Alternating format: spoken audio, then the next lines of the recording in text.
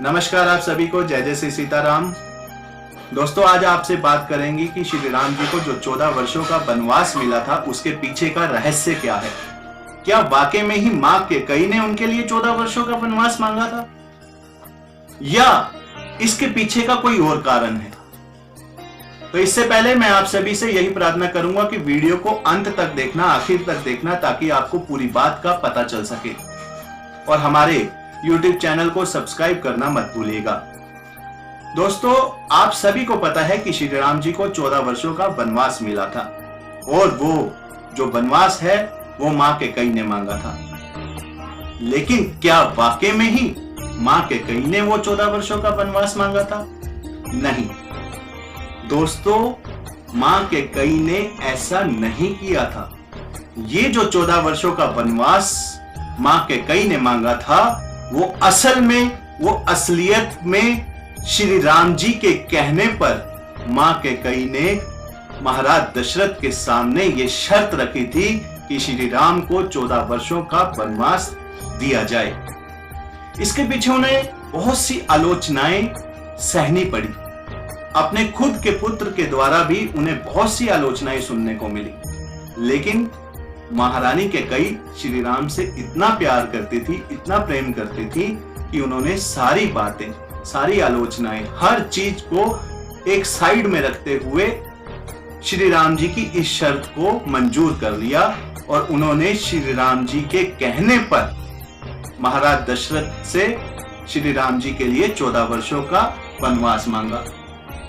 अब उन्होंने ऐसा क्यों किया, यह भी जानना बहुत जरूरी है। देखिए, जैसे ही श्री राम जी को यह पता चला कि मुझे अयोध्या का राजा बना दिया जाएगा, राज सिंहासन मुझे दे दिया जाएगा, तो श्री राम जी ने सोचा कि जिस वजह से मैंने इस धरती पर अवतार लिया था, यदि मैं राजा बन गया तो मेरे जो सारे कार्य हैं वो अधूरे रह जाएंगे। आप सभी को ही पता है कि श्री राम जी ने इन 14 सालों के मध्य में ही पूरी राक्षस जाति का जो है संहार कर दिया था, उनका मलिया मेट कर दिया था। और यदि वो राजा बनकर रह जाते तो उनके ये सारे कार्य अधूरे रह जाते। इसलिए वो तो परमात्मा है, उन्होंने अवतार जिसलिए लिया था वो सारे कार्य अधूरे रह जाते। उन्होंने इस कार्य के लिए मां कैकेयी को चुना। और आपको एक बात और बताता हूं, हमारे हाथ में कुछ नहीं होता, सब परमात्मा के हाथ में।